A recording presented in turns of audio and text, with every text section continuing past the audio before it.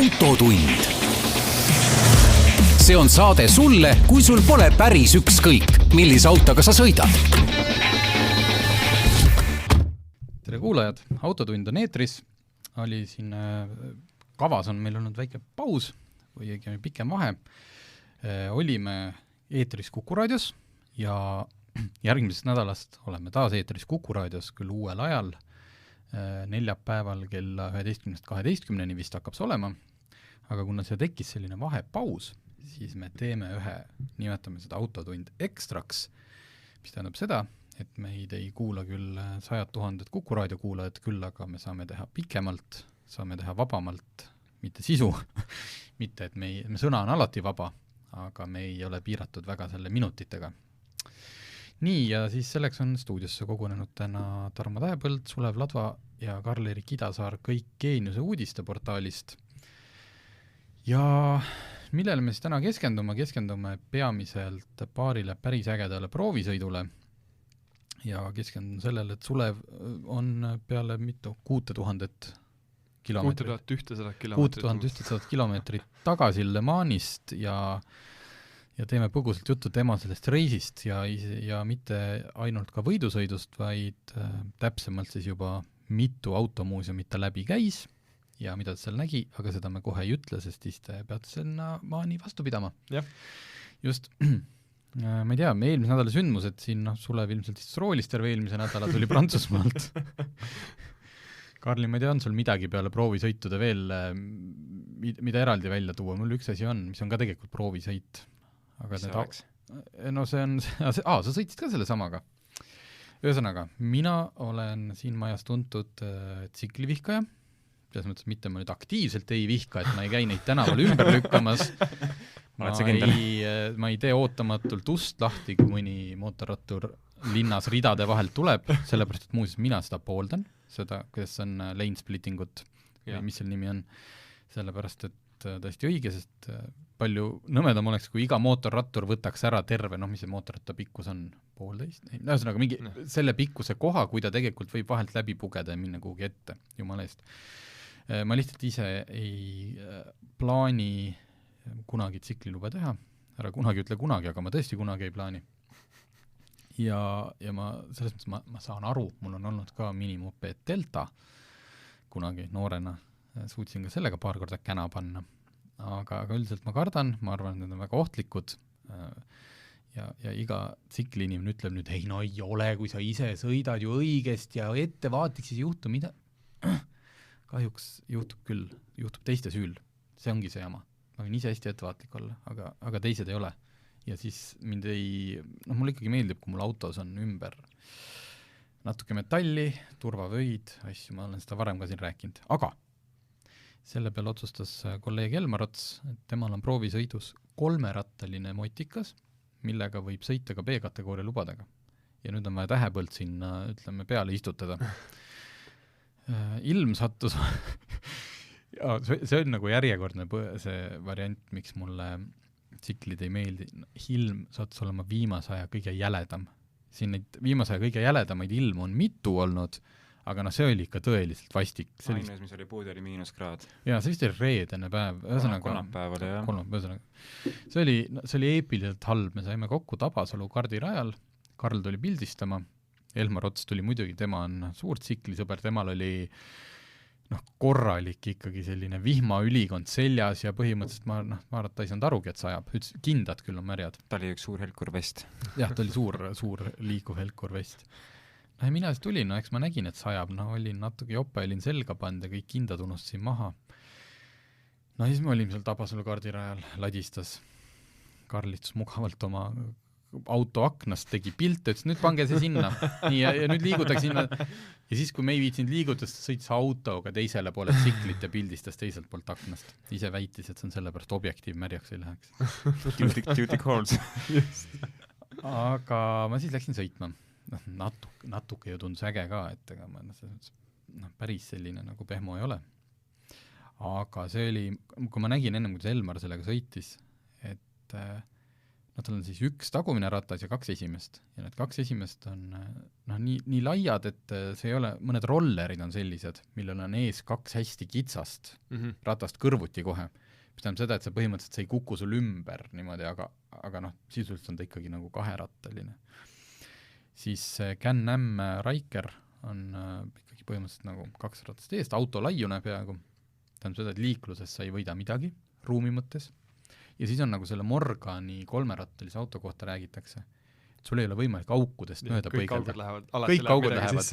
Sellepärast, et all in one. Jah, sest et taga keskel on sul üks ratas, ees servades, et ükskõik kuidas sa põikled, mingi rattaga sa saad ikka augule pihta. ja libe vihmamärg rada, tal on hästi palju jõudu, selles mõttes, ta on ikkagi suure mootoriga. Ja ma vaatasin, kui see Elmar läks, igas kurvis hakkas see tagumine ots ära minema, mis ei ole väga hullu, sellepärast, et kohe varsti hakkas ka esimene ots ära minema, ehk siis ülejuhitavus muutus kiiresti alajuhitavuseks. Tema kogenud tsiklisõitjana seal võimles kõvasti, minul oli juba vaikselt selline, et ära ka nagu ei saa minna piinlik ka. Panin siis kiivri pähe, tegin täpselt 2 ringi. Sain aru, et põnev oli selles mõttes kahtlemata ja võib-olla isegi oli hea, et oli märg, sest et kuivaga tal on pidamist nii palju, aga see tsiklivärk, et ta ju ei kaldu mitte kuhugi, et kui sul kurvis hooga lähed ja tuleb see tsentrifugaaljõud, siis esimene asi, mis sealt ratta sellest lahkud, on sina. Kui sa just ei hoia väga kõvasti kinni ja vastu ennast. Ja siis ma need 2 ringi tegin, üritasin seal drifti saada, natukene õnnestus, aga siis raske oli mitte seda teha pigem põhimõtteliselt, jah. Tahtsin nimetama seda kontrollitud külglibisemist. Kontrollimata külglibisemist sai seal tõesti. Aga jah, siis hakkas see esimest rattad kuidagi eest ära vajuma. Nii et kas see 2 ringi veenis mind ära, kas minust võiks saada millalgi tsikli inimene? Ei. Ja veel kord ei, sellepärast, et tal on olemas täpselt see, mis mind tsikli puhul segab. Kui juhtub mingi asi, et kas ma ise pingutan sellega üle, teeb keegi teine mingi vea, siis sadulast lendan ikka ju mina. Mitte selles mõttes jah, ma ei kuku foori taga ümber sellega. See on ainuke, mis teda eristab päris tsiklist. Ma olen kuulnud neid lugusid, kuidas tsiklimehed, sõbral oli kunagi see Triumph Rocket 3, mis on eriline, ma ei tea, mitme silindriga ta on, ühesõnaga võimas, hästi suur. 2,5 liitrise mootoriga. Võtame programmiga motogeeniuse varsti. Mototund. Jah, Tähepõld räägib kogu aeg, kuidas kõik on väga halvasti. Ja ta ütles, et tal see kukkus, seal oli see, enne Järvevana teed on see rongi ülesõidu koht. Ja tsiklitega on see, et kuna see läheb diagonaalis niimoodi selle asfaltteega, et siis kui sul see tsikli esiratas sinna rööpasse niimoodi valesti läheb viltu ja sa kukud ümber. Kiirustel eriti ei ole sellel hetkel tõenäoliselt. Ja siis ta oli seal, viga midagi ei saanud, tsikliga kõik terve, aga üksi püsti tõsta ei jaksa. Sa oled seal, siis kõik su tsikli ülikond on seljas ja äge Rocket Triumph 3 seisab seal ja siis viipad seal teistele seal autodest, vabandust, tulge aidake püsti tõsta. Nii, okei.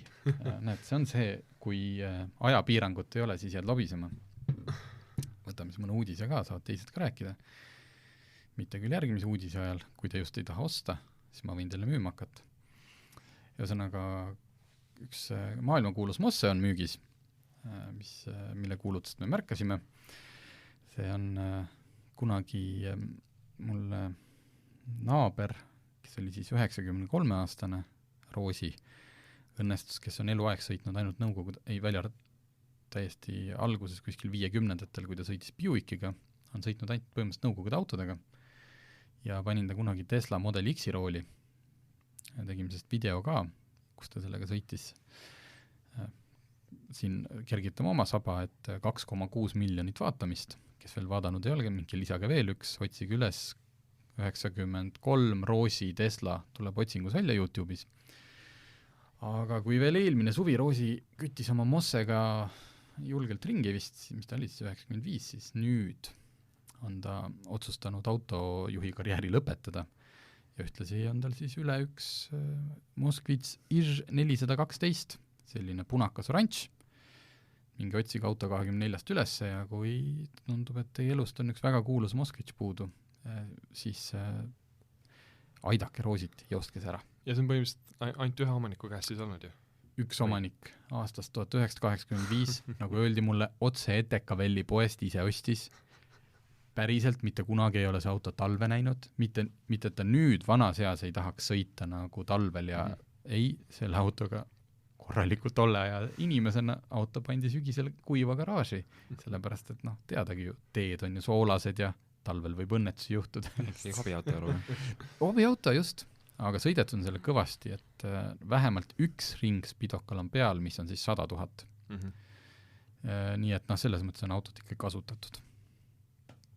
Nii, ma ei tea. Räägime natukene Hyundaist ja siis lähmegi sujuvalt üle Hyundai proovisõidule. Päris mitu korda on meil siin juttu olnud Hyundai Ioniq 5 elektriautost, mis näeb väga äge välja.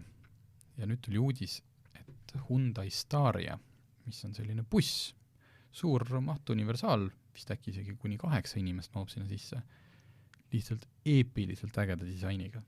Järjekordne, te olete näinud? Mina ei ole vist. Järjekordne, ma näitan sulle selline ulme auto, võiks arvata, et render või ühesõnaga mingi arvuti joonistus.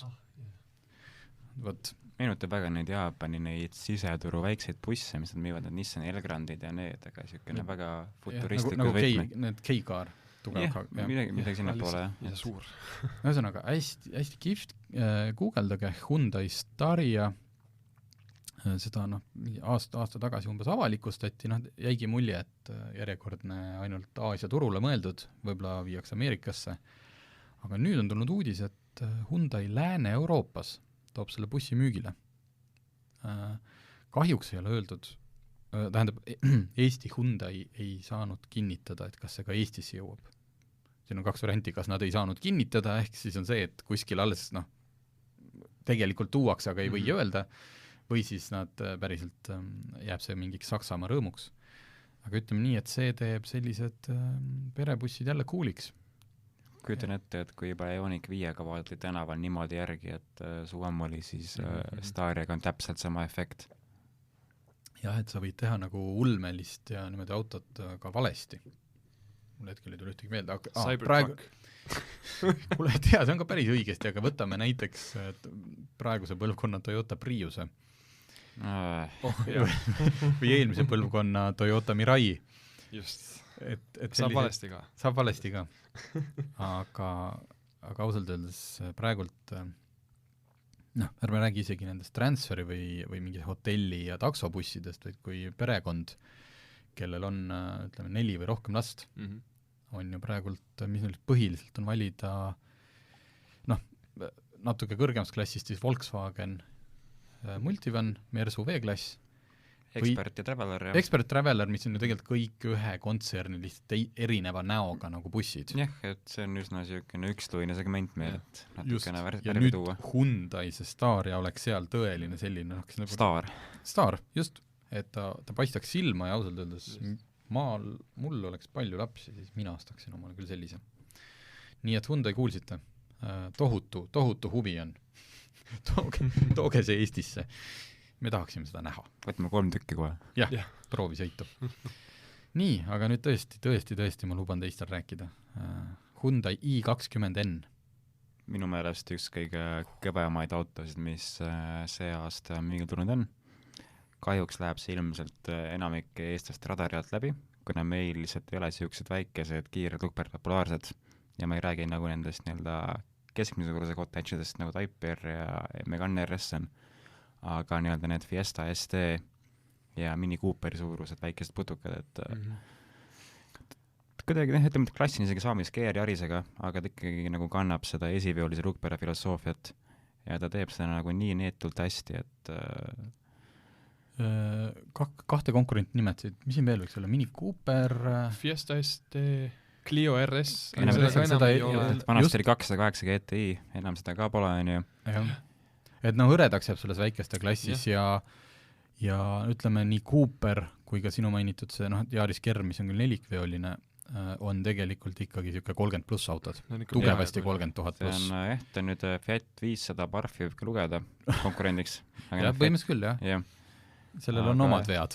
jah. ma ei tea, kas me sellest saates oleme rääkinud, aga jätkame praegu selle Hyundai'ga. Ühesõnaga, selle hind algas kuskilt 24 990 eurot ja noh, selle eest saad sa mitte midagi kaaluva väikse hatchi, 1190 kilogrammi. Algus oli hea, selle eest saad sa mitte midagi.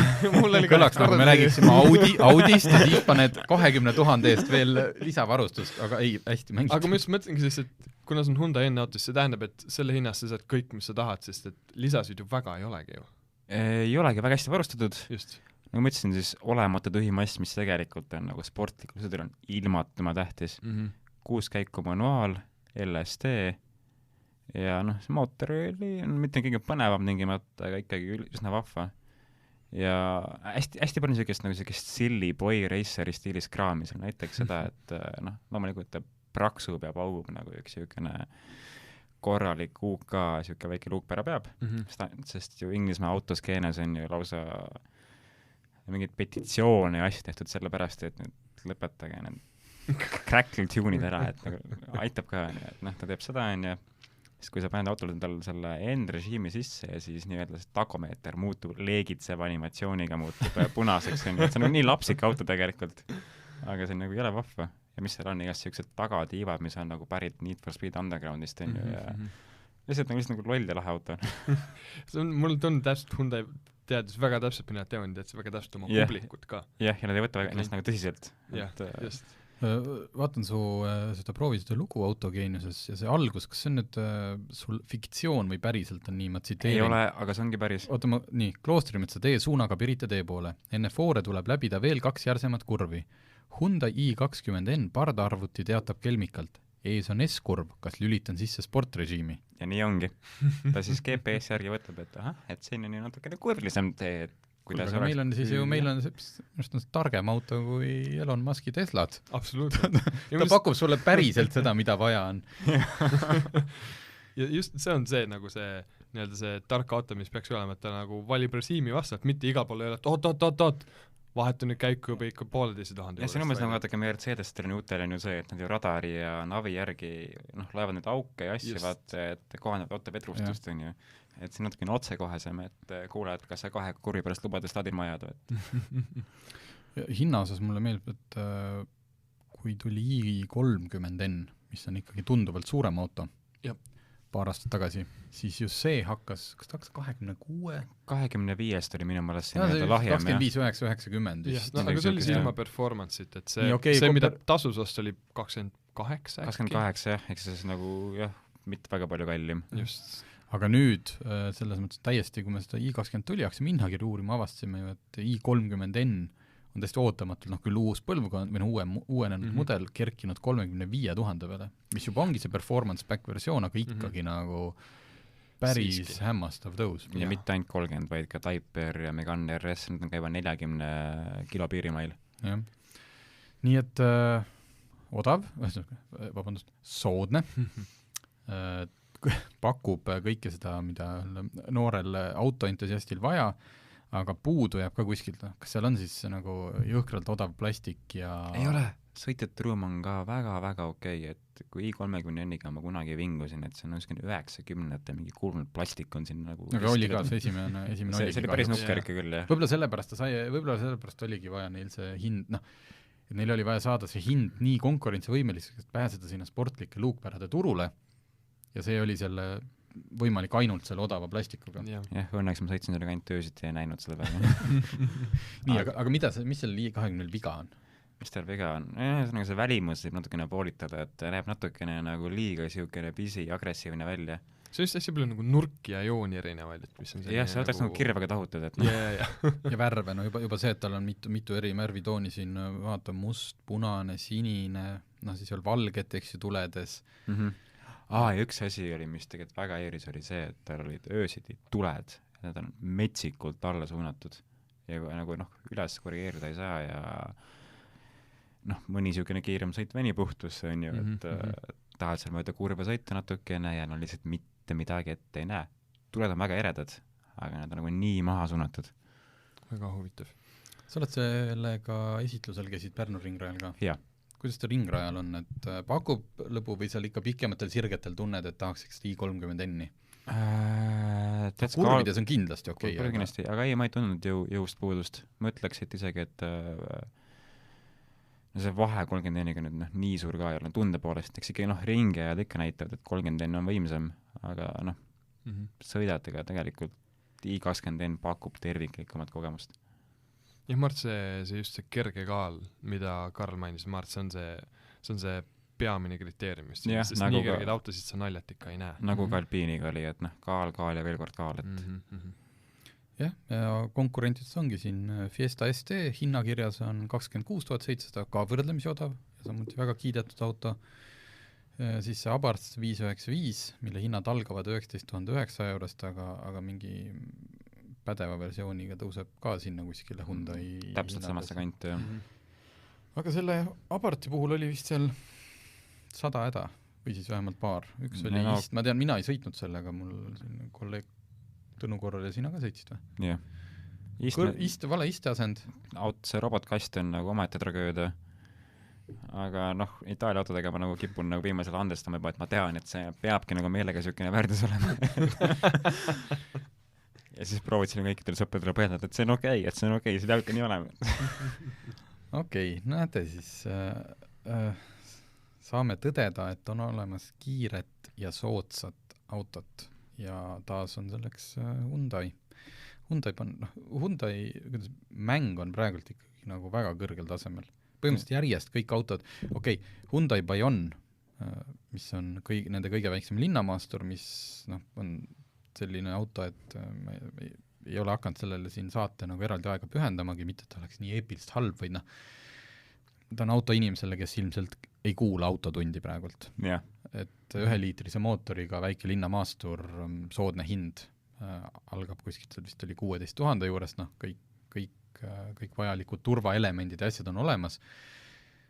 Välja näeb see, see on nüüd läinud ikkagi sügavale sinna, kui Staria ja Ioniku puhul saab kiita seda ulmet, siis Bayon on küll nende, ütleme, selle mingi ulmelise kosmoseplaneedi lasuva linna räpast tänavad kuskilt allpool sündinud mingi imelik, kus kõiki juppe ei ole päris, ma teen natuke liiga, et ta ei ole nii hull, ta lihtsalt on hästi imeliku välimusega. Läks väga kiiresti, tehke kähku üks maastur, mis tehke?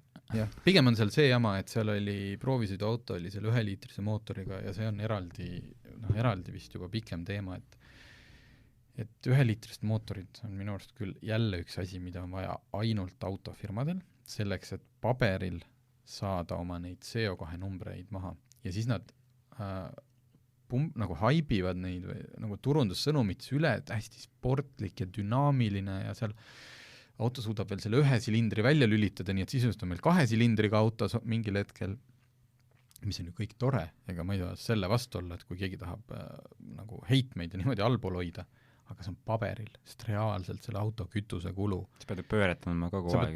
Tal on ju, tal on seda mahtu vähem, kui seda maanteesõitu, mina käisin sellega Haapsalus ja mul oli see keskmine oli ikkagi kuskil 7 lähedal.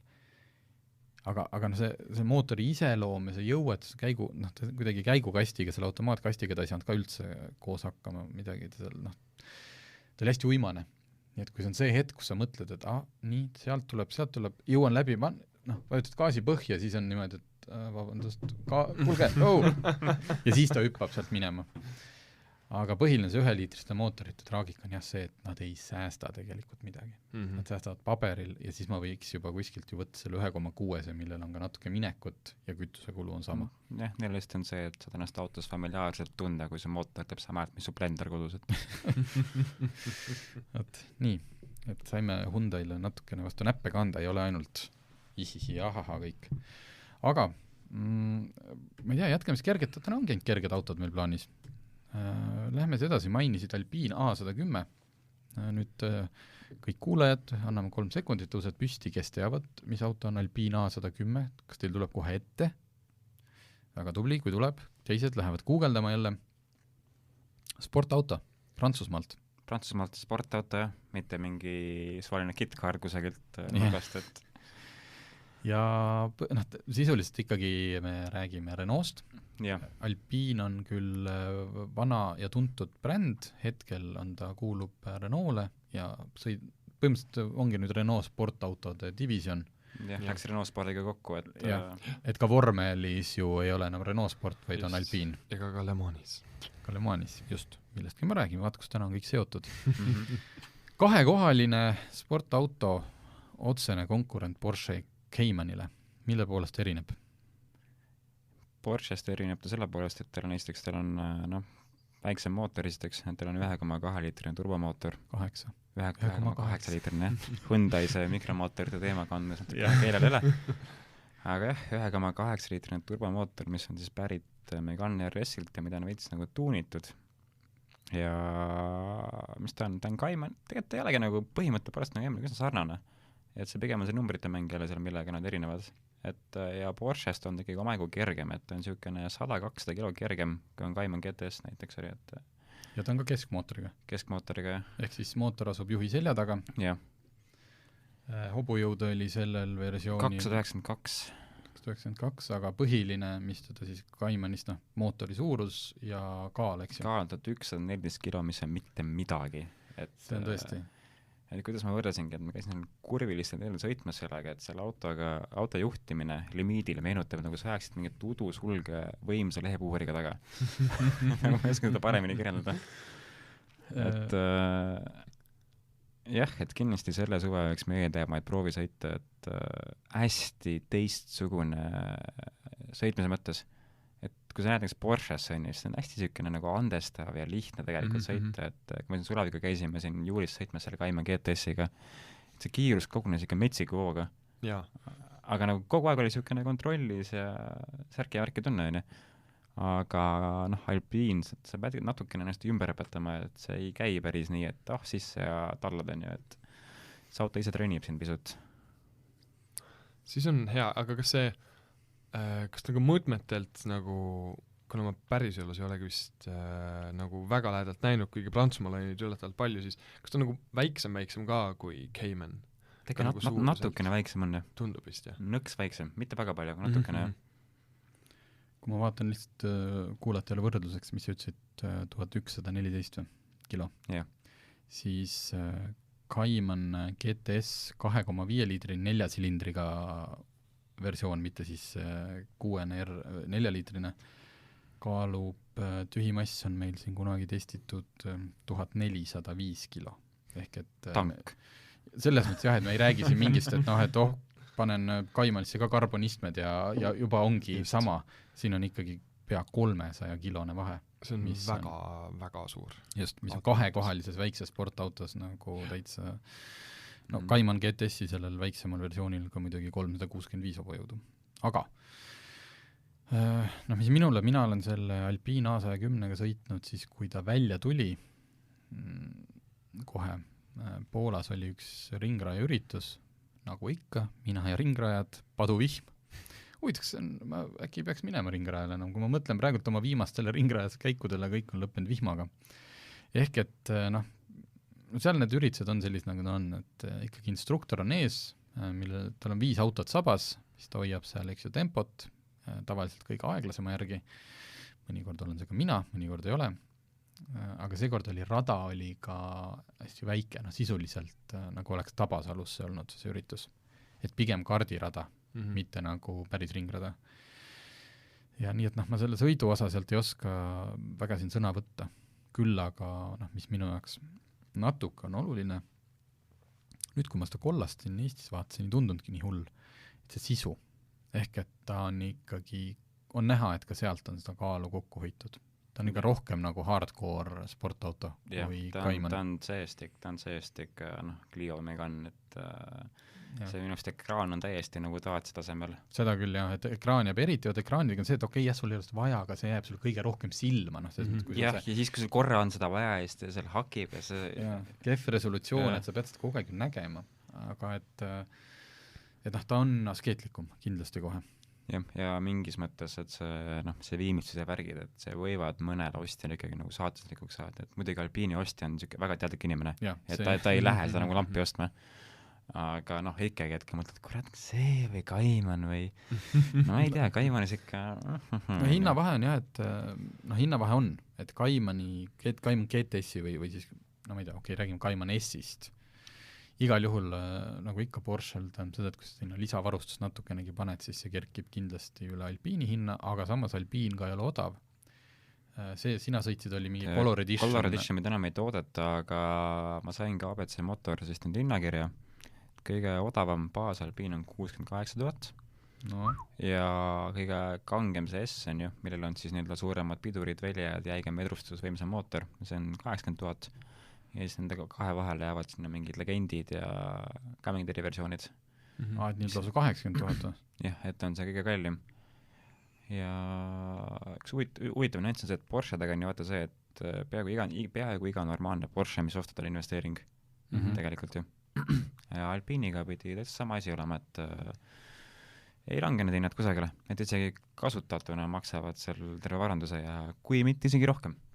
On küll ja ma olen isegi tegelikult vaadanud Alpine'i kasutatult ja nagu nüüd tõesti kuidagi lange, ma arvasin, osaliselt on ka see, et ta vist tuli päris suure niisuguse plahvatusega turule ka, et nii palju kiideti ja vist ei olnud väga palju saadaval. Jah, ja nüüd tahetakse vist ära ka lõpetada, vaata, et see on nagu väga selline piiratud selline aastate arv, kus seda toodeti ja need, kes teavad, siis need tahavad ja siis see hind nagu naljalt ei kukugi. No, nii on.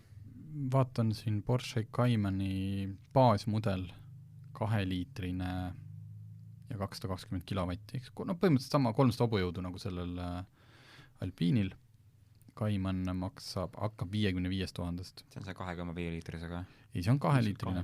Okay. Siis Cayman T hakkab 63 000 ja Cayman S, mis on juba siis 2,5 liitrise ja võimsama mootoriga, on 67 000 ja niimoodi ta kerkib seal. See Cayman S 2,5 liiter, no õnnetu on nüüd vale sõna, aga minu meelest see on nagu mootorina on ikka pettumus, et no ei ole sportlik, kindlasti mitte.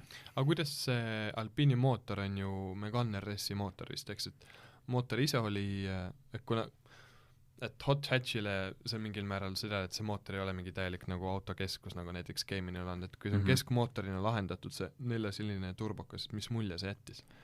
Tehniliselt on vist näiteks teine turbo on, teine map on, teised need kollektorid, need on siis on ikka omajagu muudetud. Aga mis, ühesõnaga see Megane RS 1.8 turbo minu meelest üks ääretult äge mootor juba, Megane hästi kiiresti läheb pöördesse. Aga Alpine'ist on, ütleme, et ta ei ole kõige võimsam, aga ta ei ole nii võimas, kui Megane'is oli, aga ta läheb palju nagu aplamalt pöördesse ja tal on kuidagi seda mid to high range minekut. Et see on natukene rohkem. Aga üldiselt pigem sama. Et mis pigem üllatus oli see, et see EDC käigukast, mis on ka Megane RS-is, see dual clutch, et need ülesvahetus on nagu metsikult vägivaldsed seal Alpine'is. Et mulle toob kohe meelde, et kui me siin Tarmoga käisime 2 aastat tagasi siis selle Murcielagoga sõitmas. Seal on täpselt samamoodi, et see klõps käib, seljas käib nagu jutt läbi, et täpselt samamoodi seal, et Cayman GTS, kui see üks nagu litakaid läbi käinud minu meelest. Ja seal oli hästi sujuvaks aetud, et oleks nagu konstantne jõud sul taga. Jah, see German comfort on ju. Võt nii, ja ma ei teagi, kas me mainime ühe kerkaalase veel, millega ka Karl sõitis, ma panin siia kirja, vist saame selle jaoks võtta paar minutit küll. Suzuki Jimny, nüüd siis kaubikuna. Ma ütlen, sa maininud F-Type'i. Ei, F-Type'ist, F-Type on siit saatest läbi käinud. Ma tegelikult hästi kiiresti poetan veel ühe rivaali Alpine'ile. Lotus Elise läheb ka tegelikult ja Exige. No Exige on võib-olla juba pisut suurem, aga Elise'i tehakse ka isegi kombineerivad nagu mõlema mingi need omadusi, et Exige'i võib-olla nagu veits igapäevatavamus on nagu Alpine'is olemas. Samas ta nagu sõidu poolest on Elise'i konkurent, et just, et ja see on ka see nende hindama vist ei võlusid küll kiirelt. Kui ma siin Saksamaalt vaatasin, aga eks ta ikkagi sinna samasse kanti tahab kukkuda. Ma usun, et neil on seal mitte kallim isegi. Need Mart kõige baas Elise'id hakkavad seal kuskil madalast 60 seast. Aga seal on ka väga vähe, ta on vist veel kergem, aga seal on ka väga vähe. Aga ta on väga askeetlik. Ta pole nii võimsad ka mu meelest. Ja seal on mingi eelis võib-olla see, et seal on see supercharger ülelaadimisega, et mootor tõenäoliselt äkki võib-olla reageerib kiiremini kui turbokas, aga jah, see on ka selline väga väga gurmeekraam. Gurmeekraam, nagu ka Alpine tegelikult on, et Jaa, ta on ikkagi väga selline nišš, väga nišš, just. Vot, nii, aga Suzuki Jimny kaubikuna, mis tähendab seda lihtsalt, et kuna Jimny sai tohutult populaarseks Euroopas, tõeline selline väike hipstermaastur, hästi võimekas, hästi ebamugav maanteel. aga siis põrkus ta kahjuks siinsete karmide nende heitmenormide otsa. Ja mis siis oli lahendus? Suzuki Jimnyt müüakse edaspidi Euroopas ainult N1 kategoorias, ehk mis on siis tarbesõiduk. Pirukas on see. Pirukas. Tagumised istmed on juba tehases välja võetud, mis ei ole vist väga traagiline, sest ega seal keegi ei mahtunud nagu nii olema. Ja pigem võib siin olla see, et Eestis väga neid piiranguid ei ole, kuskil mujal on, ma tean, et Saksamaal on see, või kuskil riigis on see jama, et kui sa oled oma Porsche Cayenne'i või X6 N1 kategoorias arvele võtnud, mida sai tehasest sai tellida, saab vist näiteks Land Cruiserit praegugi, siis näiteks sa ei tohi mingites riikides sõita üle 90 kilomeetri tunnis. Mis Jimny puhul ilmselt ei ole suur traagika, aga Cayenne'i või X6 puhul võib ikkagi meelemorniks teha. Kas Jimny läheb üle 90 või? Või mis ta siis teeb? Sa käisid Pärnus sellega? Käisin isegi Pärnus, ma tegin siin 500-600 kilomeetrit Viljandi, Pärnu ja Raplamaa vahel, et ei, läheb täitsa ilusti läheb, 120-ni, 110-ni. Ja muidugi maanteel 110-ga on pöörded on ligemale 4000, piiraja on vist kusagil 5500, kui ma ei eksi või. Ehk siis jah, laes. Et ega tal kiirendus nüüd iseloomujoon tingimata ei ole. Ja aerodünaamiliselt on ka põhimõtteliselt nagu üks telliskivi siis jah, kandiline klots lihtsalt võhised läbi õhu. Ehkki, kui ma mõtlen näiteks Gladiatori ja Wrangleriga, mis on nagu aerodünaamiliselt täielik katastroof, on ju. Isegi uue nagu GB, selle Wrangleri või Gladikaga, et maanteel sõita see rool nagu võps paremale osakale, kogu aeg kisub minu meelest. Et ma ei tea, kas tuleb sellest aerodünaamikast või on see mingi muu asi. Aga Jimnyga näiteks seda efekti üldse ei olnud, et müra üllatavalt vaikne. Ma eeldasin, et ma ikka ei kuule mitte midagi. Kas tal on seal 1,3 on 1,5 või 6 oli 70 midagi kilovatt. Jah. Sport, jah. Okei, ütleme, jätame kõrvale selle, et sa sellega kütaksid kogu aeg Tallinn-Tartu vahet mingit tööd teha, või pigem selline, et sa oled on nädalavahetusel selline inimene, kes tahab minna seenele ja koergaasi õerde, kas sa sellega igapäevaselt viitsiks elada sellega? Kusjuures linnas, jah. Ei olnud niimoodi, et õudselt põrutab ja... Ei, väga okei. Linnas ma oleks sellega nõus elama. Täiesti ütleme, et nähtavus on hästi ja see käivukast on mõnus, on ju. Tegelikult ei ole nii aeglane ka. Ja tal on nii kompaktsed mõõtmed ka, et sa linnas saad väga hästi ringi vurada. Jah, muidugi teil on see, et teil rool ikka pöörab jõle palju, et see rooli loks on nagu 80 kraadi. Et vahel on see, et hakkasin esimest korda parkima selle auto, et hakkan nagu sinna sisse keerama, et järsku see rool läheb järsku hästi-hästi palju üle vaata. Siis keerad sealt parkimiskohast üle, et mul kohe meenub G-klassi AMG, millega me käisime siin vist jaanuaris Anti Sooga sõitmas ja AMG-l on täpselt sama juhitavus, mis Jimnyl. Täiesti üks siukene, et mis kusagil Männiku karjääris platsi peal proovisime selle G-klassiga driftida ja keerame nagu rooli välja ja mõtleme, et auto oleks ennast nagu loogika järgi sirjaks tõmmata, et ei saa vastada, et tema 2 pööret veel peale. Et Jimnyga on täpselt sama efekt. Okei. Ongi mini G-Wagen. Nagu aga nii ongi, ja selle müüakse ka selliseid kuskil Aasias jälle tehtud neid tuuningpakette, mis teevadki sul sellest mini G-Wagen. Või Defenderi, et see on nagu ülilahe auto.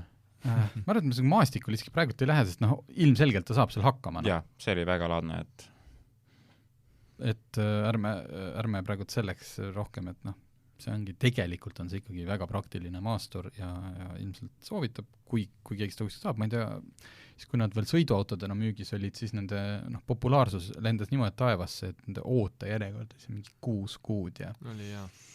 Ilmselt kõige müüdum Suzuki, ütleme siis. Sa ei saa seda autot vead, ta on nii armas, et kõik vaatavad seda. Ja oli ta sul ikka see kollane, jah? Ikka see rohekas kollane, jah. Õige. No nii, aga nüüd Sulevi reis. Teeme siis selle kohe, kuulajad on siin pingeliselt oodanud. Mitu sellist konkreetset automuuseumi peatust te tegite? Kogu tripi jooksul oli 5 automuuseumit. Nii. Esimene oli Münchenis oli BMW, teine oli Stuttgardis Porsche, kus ma on juba mitmes kord visiit. Ja siis on Prantsusmaa, Saksamaa piiri ääres, Prantsusmaa poolel on linn nimega Mulhouse. Käisid Mulhouse'is ära? Jah. Ma olen käinud seal. Yes. Mis oli, ma nagu teadsin, et see on suur, aga see oli üle ootuste suur. Ma arvasin, me käime seal tunni aega ära ja siis 3 tundi hiljem. Tegemist on siis põhimõtteliselt, ma ei tea, kas see nüüd on ametlik või niimoodi, peaks olema Euroopa suurim avalik avalik kollektsioon. Et sinna peaks kuuluma umbes üle 500 auto, millest väljas on umbes 400. Ja seal väljas oli ikka sadu autot. Sadu. Mis tootja või mingi... Ei, tegelikult see on lühike lugu. Ühed vennad, tekstiiliärikad, hakkasid kunagi tohutud autofanaatikud, 30-ndatel vist oli.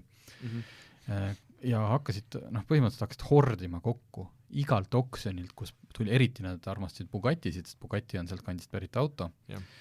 Põhimõtteliselt kõik need, kui sa lähed sinna muuseumisse, seal on mitte 1 või 2, see, mis on tüüp 35, see sinine tüüp, see Bugatti võidusõidu auto, seal on neid teistkümnetes, kui mitte kümnetes, üksteise kõrval. Mul oli alguses missioon oli see, et ja sa veel ütlesid ka, et seal on ju jube palju Bugatti, siis mõtlesin, okei, kuna see Bugatti logo eriti sinise autsa peal, see torkab nii silma, mõtlesin, okei, ma teen nagu pilte, üritan nagu kõikidest Bugatti logodest pilte teha ja siis pärast seda, kui on nagu mingi 50 pluss Bugattit vaat näinud, mingi vist ei ole vaja.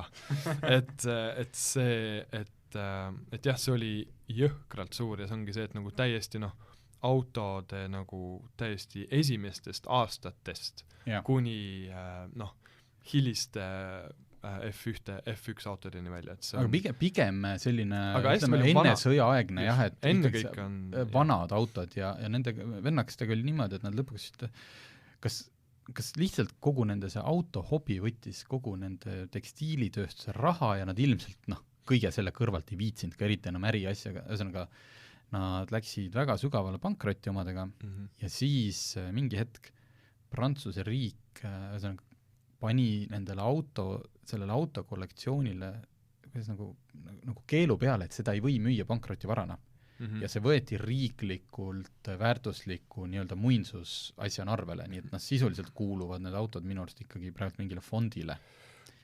Mitte enam, selles mõttes ta ei ole erakollektsioon, et ta ei kuulu... See ei ole isikoma enam, et nüüd on see, ja siis ma saan aru, et ka see nagu see Prantsusmaa mingid need automuuseumi liikmed või komiteed, need nagu mingid autosid sinna ka juurde toon, aga peamine on see Schuberti pere oli äkki. Ei. Ma igatahes nime Schlumpf collection. Et igatahes me käisime see muuseumi ääres meile ka, et nagu kes need Schlumpfid on ja siis kohe tagasi autos kohe guugeldame, et see on ja muidugi olid seal ka ju need Bugatti, need suured hiiglaslikud, mis on see tüüp 57 ja seal oli eraldi saal, mida me kutsume, lähme vaatame selle gangsteri saali ka, et kui sa mõtled sellised suured 30-ndate nagu Al Capone mehed, et et kapott on sama pikk kui tavaline auto praegu ja siis tuleb veel see sinna kuskil see kabiin ka ja et need asjad olid lihtsalt nagu vaatadki ongi napilt mingi 10-meetrised peletisi, et nagu see oli jõhker. Et seal oli Bugatti 30-ndates, mis oli tehtud Bugatti selle omaniku perekonnale, kus oli sisutekstiil oli nagu mingi, kui sa vaat nagu nagu mingi renessansi aeg, mingi kardin ja kõik, kogu interior lagi ja kõik oli lihtsalt mingi ära tikendatud, et jah, tõesti autosid, kus sa tõesti maart mitte kuskil maal ei näe, oli seal kõik kohal. Vot, ühesõnaga see oli äge muuseum, nii me jõudsime see oli kolmas. Ja siis tagasiteel on Hamburgis on selline muuseum nagu prototüüpmuseum, mis on nagu nad teavad, neil on hästi palju mingisuguseid varaseid Porsche prototüüpe, näiteks see, mis Porsche see oli, mis oli nagu peaaegu nagu see esimene Porsche, mis läks mingi hetk auctionile ja Chris Harris sõitis sellega, sarnasega, et neid oli siis 2 tükki, minust üks nendest, kui mitte see sama mudel, siis väga-väga sarnane oli ka seal ja seal on ka mõned võidusõidu prototüübi autod ja et seal on valdavalt sellised Porsche sugemetega sellised prototüüpi, aga mõned seeriatootmise autod mingi 356 ja sellised vanad. Type 64, et soovitan, kui te olete nüüd saate ära kuulanud, siis minge otsige üles Chris Harris Drives Type 64, see on päris äge video. See UFO-kujuline või? Just. Et mingi väga sarnane sellele, ma ei tea, kas see oli siis see algne üks nendest, aga selline oli seal. ja viimane muuseum, kuna meie seltskonnas oli üks inimene, kes on mõned viimased aastad hakanud muskelautosid fännama, siis Rootsis Stockholmis Pargenkiltse välja, see on väike linn nimega Tumba, ja seal on Põhjamaade suurim USA autode kollektsioon. Ja seal oli valdavalt sellised, mitte just muskelautod, valdavalt sellised need 50ndate sellised suured enneolematu disainiga mingisugused erinevad Cadillacid, Chryslerid, Oldsmobileid ja kõik muud. Et väga palju roosasid ja mahedaid siniseid rohelisi toone, nagu võib ette kujutada. Et see oli siis see viimane muuseum veel tagasi tulles enne Stockholmist laevale minekut. Okei, tegelikult ma isegi ühes kohas rääkisin või reklaamisin välja, nüüd mul meenus, et autotunni ja loodetavasti ka autokiinuses siis kunagi esimene proovisõit Ferrari Testarosaga. Kus see tuli? Kas sa ikka valge pintsaku panid ja päikseprillid ja... Ei olnud aega, kui kus see juhtus? Nii oleks tahtnud. See oli Mühlhussi automuuseumis. Sest kui sa jõud muuseumi lõppu, siis seal on, et aga mine sõida autodega. Ja siis seal on, valikus on ka iga, vanadest autodest on valdavalt Euroopa asjad ja mingi äkki C3 või 4, mis iganes see Stingray Corvette on. Ja siis on ka modernsamaid, mingid Lamborghini Huracan ja Ferrari 488 ja siis asjad, aga ma ei vaata, mind ei huvitagi Lamborghini Huracan, kui seal kõrval on Ferrari Testarossa. No see proovisid oli pool siuke naljatamine, see mingi 10 minutit, maksimaalselt 70 kilomeetrit tunnis, aga minu esimene kogemus näiteks see open gated käigukasti see ja esimene käik oli alla vasakule ja mitte üles vasakule ja Dogleg.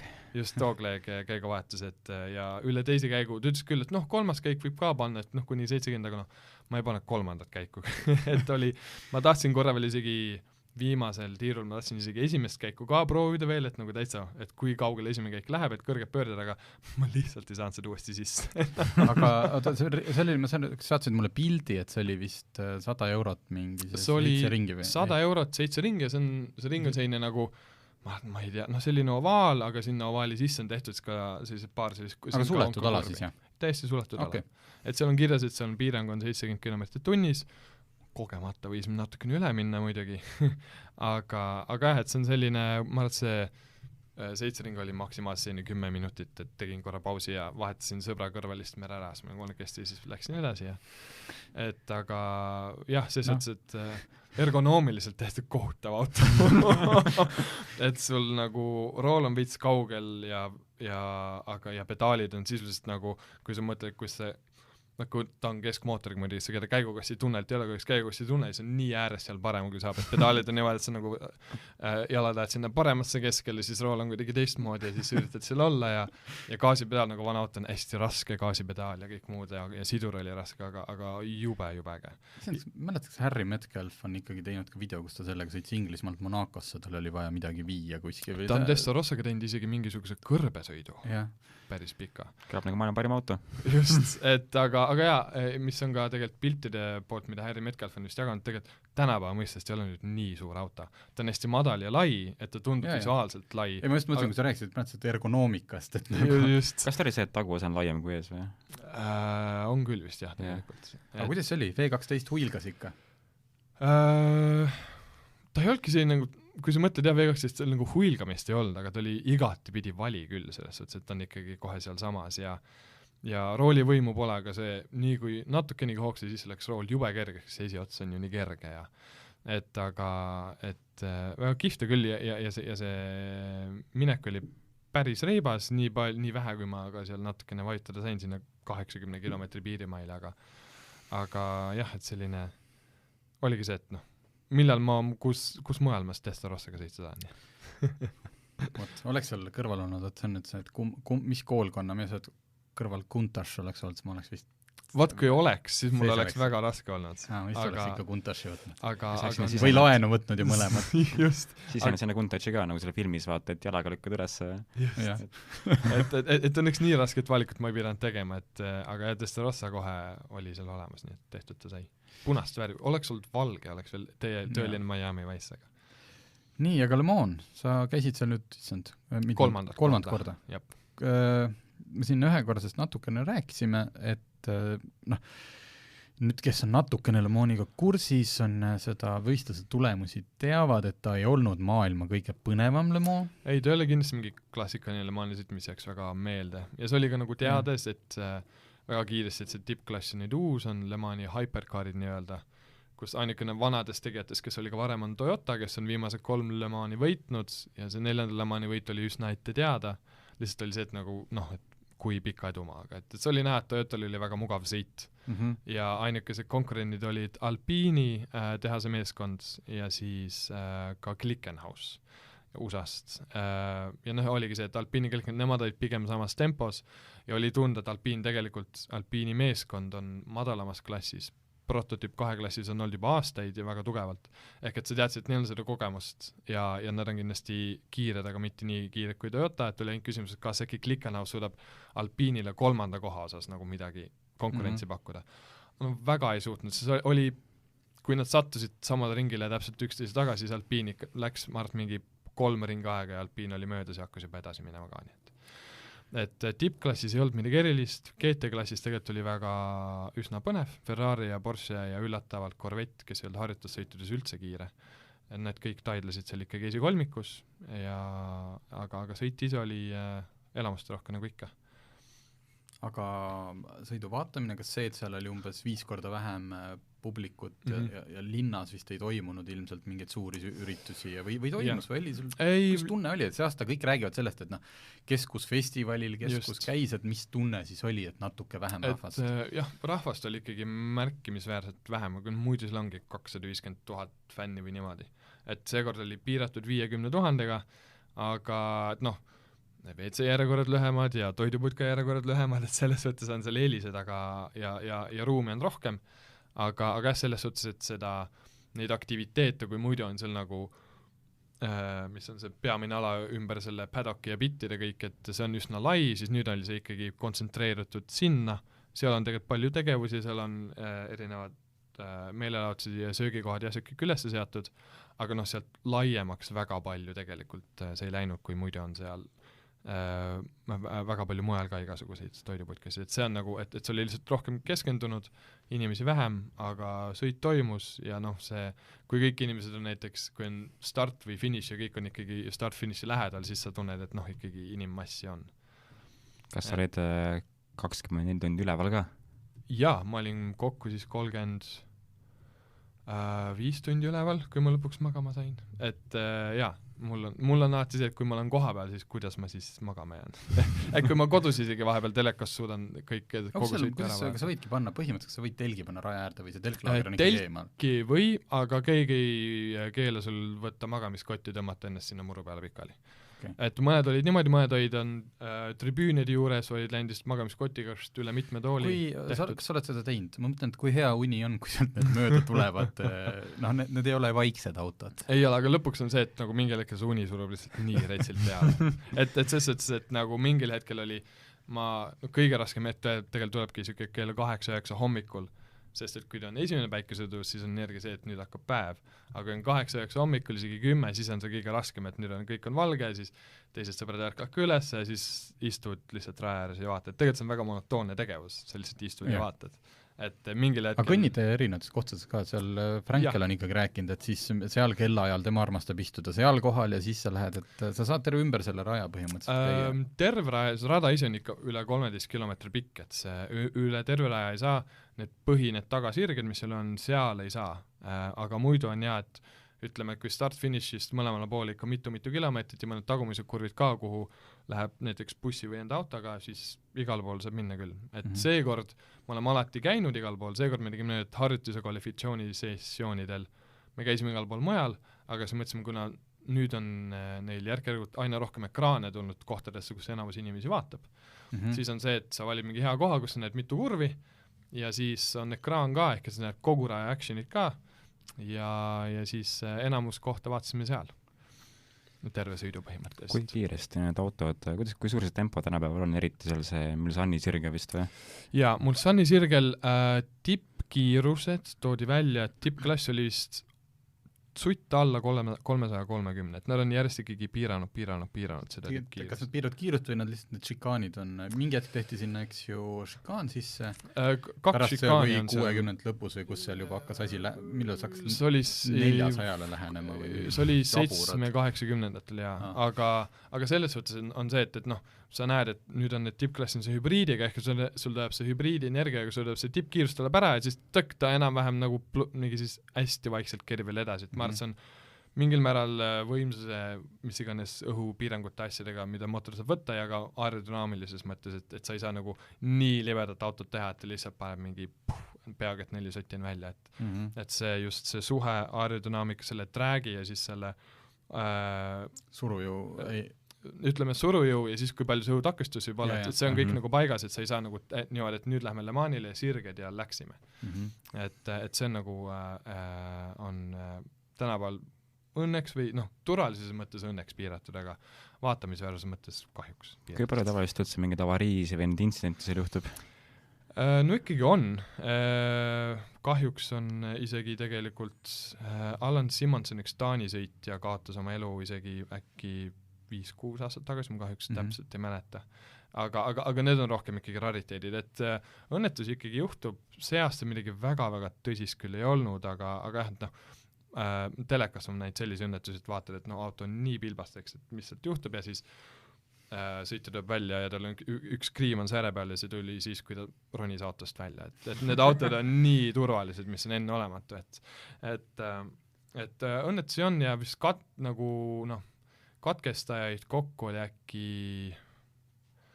12-14 see aasta. 61 alustas ja kuskil selle 40 peale neid lõpetas. Jaa, aga noh, paljud on ka see, et see on mingi tehniline probleem, proovivad paar korda parandada ei saa ja siis auto jääb garaaži, et see ei ole see, et kõik on kuhugi nagu ennast kuhugi barjääri kütnud päris. Okei, ja nüüd sul on 6000 kilomeetrine reis selja taga, enam-vähem oled käid juba tööl ja kõik. Kas järgmine aasta jälle? Või ootad 23, kui tuleb see tõeline mass? Just, järgmine aasta tõenäoliselt mitte, sest et järgmine aasta on põhimõtteliselt autode mõttes on kõik täpselt sama ja see on üsna ette otsustatud selline tulemus, aga 23 ja 24 tuleb sinna tippklassi, on praegu ooterežiimis on Peugeot kindlasti tuleb, Ferrari kindlasti tuleb, Audi tuleb, Porsche tuleb, Alpine peaks tegema ka uue auto, aga pole 100% kindel, võib-olla tuleb Lamborghini, võib-olla tuleb Cadillac tuleb ka kindlasti, võib-olla tuleb Bentley, ehk et Volkswagen Grupp on võtnud, kellel meil on autospordi ajalugu, lihtsalt lähme. Et selles suhtes see läheb, Le Mani just tippklass läheb väga-väga põnevaks ja paari aasta pärast on ka see GT-klass on praegu üsna natukene kahanenud kahjuks, aga nüüd on kaalutus, et GT3, mis on väga populaarne GT-klass praegu, kus on kõik AMG-d ja Nissan GT-rid ja Lamborghinid ja kõik, et see on tõenäoliselt tulevane GT-klass, ehk et siis igale poole tuleb väga palju autosid mõne aasta jooksul juurde. Siis läheb põnevaks. Väga hea, lõpetame nende positiivsete uudistega, kuigi ma ütlesin, meil ajapiirangut ei ole, siis tegelikult meil natukene on. Aga loodetavasti oli põnev saade ja siis kuulame järgmine järgmine. Aitäh, tulite!